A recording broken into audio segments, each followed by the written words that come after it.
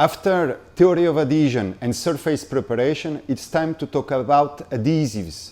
We have 4 modules. In module 10, we will discuss the composition and classification.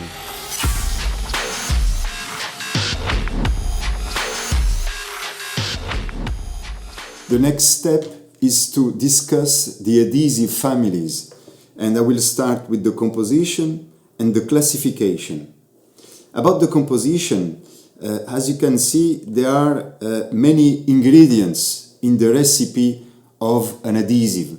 The base or binder is, as the name indicates, the base of the adhesive, and this is what gives him the name.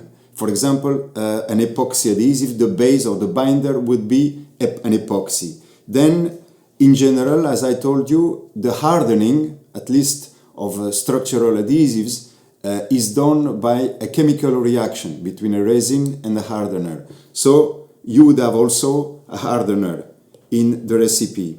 And then there are also tougheners or flexibilizers that are added to modify or to improve certain mechanical properties. Tougheners to improve the toughness, flexibilizers to improve the flexibility, but it can be other components to increase other mechanical properties, like fillers, for example. With fillers, you can increase the stiffness or you can increase the strength, that kind of things. Then you have the solvents and the diluents that are used to improve the production, to improve the spreading of the adhesive. The solvents, they would evaporate, the diluents will stay in the adhesive.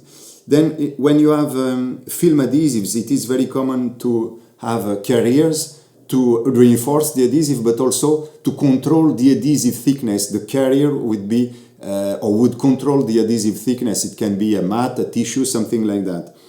But there are many other things. For example, tackifiers in the case of pressure-sensitive adhesives to improve the tack. And this is a kind of a black box. We don't really know what's inside, and the adhesive makers like to make it really, really secret. Okay. About the classification, we can classify according to many points. You can be the chemical composition or molecular structure, the physical form, the mechanical properties, the hardening mechanism, and PSAs is a very particular case, as we will see. About the molecular structure, as you know, this is something that you know for a very long time. You can classify polymers as thermoplastics, as elastomers, and as thermosets with a 3D structure. And structural adhesives, in general, we are talking about thermosets. Hot melts, for example, we are talking about thermoplastics. Elastic adhesives that are very, very high elongation, we are talking about elastomers. Bear in mind that in general, the thermoset adhesives, like for example an epoxy, they are seldom used as pure epoxy because they are too brittle. So they would be always modified so that the toughness and the ductility is improved. And one way, very common to do it, is to add rubber particles to the epoxy. And then with the rubber particles, you would have a lot of energy dissipation mechanisms that can improve the ductility and the toughness. There is a scheme here where you have various phenomena involved, like the crack barrier. The rubber particles would act like a kind of barrier. You would have cavitation next to the particles and also shear bands between the particles. And all these contribute to have an improved toughness. There is here an image obtained with scanning electron microscopy, and it's very clear all these holes or voids, in fact, they correspond to the rubber particles. So on the fractured surface, it's very, very clear. And also you can see the surface is highly irregular, which indicates a good ductile behavior of the adhesive. Then you can classify as a function of the physical form and you have basically liquid adhesives, pastes, films, and also tapes. I can show you, for example, in the case of a liquid adhesive, this is something you see every day. I'm talking about, in this case, this is a super glue that you buy in every shop, and this is a typical case where it's applied liquid. All right. Paste adhesive. I have here some beads that have already been produced. They're already hard. Okay. In the case of the film, I put here a film that also has hardened. All right. And finally, you have tapes, like the tapes that you use every day. Okay. It's a polymer backing plus the tape, the pressure-sensitive adhesive. Okay. Mechanical properties.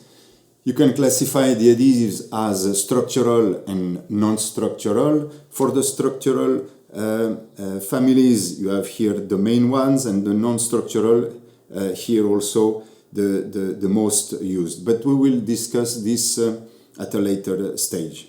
About the hardening, basically it can be by chemical reaction or by physical phenomena.